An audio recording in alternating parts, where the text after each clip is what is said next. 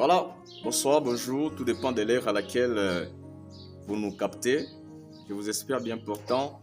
Alors, je viens expressément dans cette courte vidéo vous présenter, vous parler d'un sujet important, retenir fermement sa profession d'espérance en Jésus-Christ malgré les circonstances.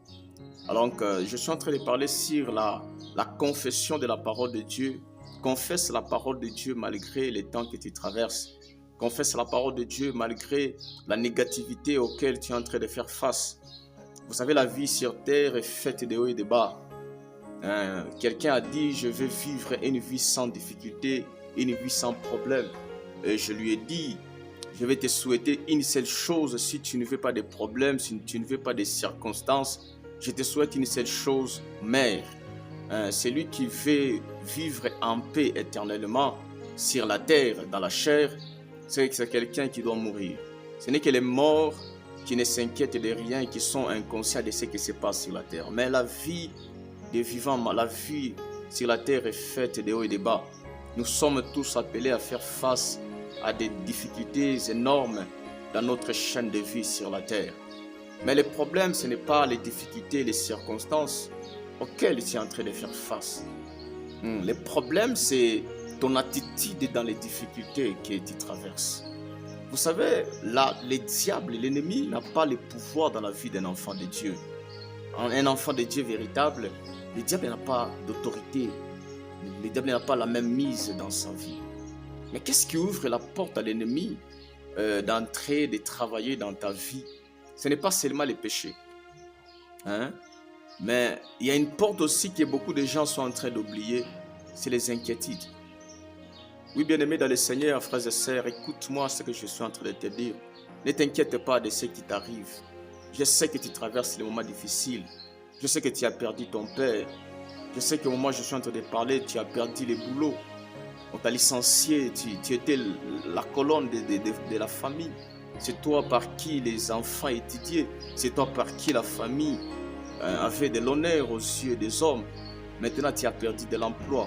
Je sais, peut-être tu viens de l'hôpital. On t'a diagnostiqué les cancers. On t'a diagnostiqué peut-être le VIH. Une maladie peut-être qui a été traitée incurable. Maintenant, tu te demandes, tu te poses des questions. Comment cela va se faire? Qu'est-ce que je vais devenir? Écoutez, je suis venu t'apporter une bonne nouvelle. Pratique. Confesse la parole de Dieu. Oui, confesse la parole de Dieu. Aujourd'hui, on est en train de vouloir nous mentir. Oh, si tu es dans des difficultés, fais ceci. Avant même de faire quoi que ce soit, confesse la parole de Dieu. Avant même de prier lorsque tu es assailli, tu es occupé par des charges, par des fardeaux, je t'exhorte de confesser la parole de Dieu.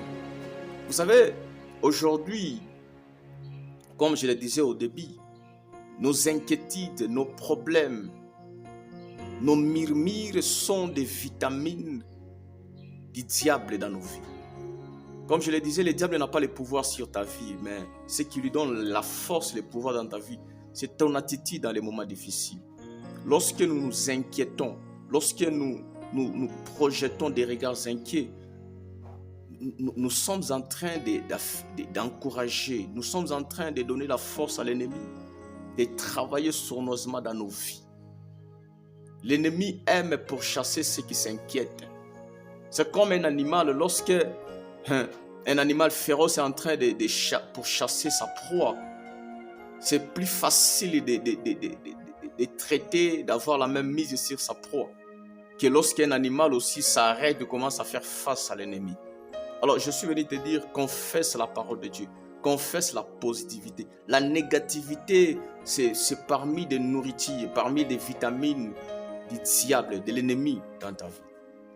Incroyable lorsque vous lisez la parole de Dieu, lorsque vous lisez Hébreux chapitre 10, le verset 23e.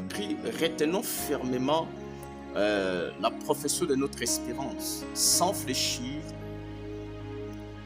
car c'est lui qui a fait cette promesse, il est fidèle pour accomplir sa parole. Le mot profession ici vient du grec homologia. Homologia veut dire tout simplement dire la même chose. Dire la même chose. Lorsque tu te retrouves dans des moments difficiles, qu'est-ce que Dieu a dit par rapport à ta vie? Il est même possible que tu puisses, ou peut-être tu aies déjà fait face à un prophète. Quelqu'un est venu te prophétiser que tu vas mourir. Quelqu'un est venu te prophétiser le contraire de ce que Dieu t'a dit. Écoutez, lorsque tu es en face d'une situation contraire à la parole de Dieu, moi je te recommande, et la parole de Dieu te recommande, de confesser les contraires de ta situation.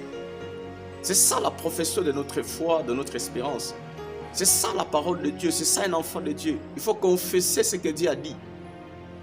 Et la même chose, c'est le même principe que l'apôtre Jean, il est dit lorsqu'il écrit dans Apocalypse, chapitre 12e, le 11e verset.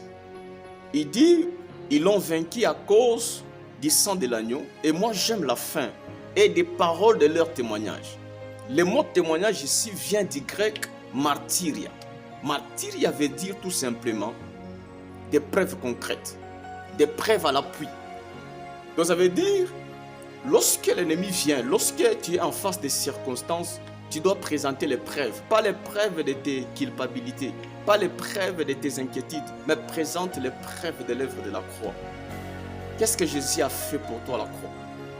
Jésus a écrasé les ennemis. Colossiens chapitre 1, verset 14. Il a effacé l'acte dans les ordonnances qui nous condamnaient. Voilà les preuves que tu dois brandir lorsque l'ennemi arrive, il vient au-devant de toi. Présente les preuves, confesse la parole de Dieu. Dans le moment difficile, la maturité d'un enfant de Dieu, c'est confesser le contraire de sa situation. Que Dieu te bénisse, reste ferme dans ta situation. Le Seigneur est là pour te délivrer. Au nom de Jésus, Amen.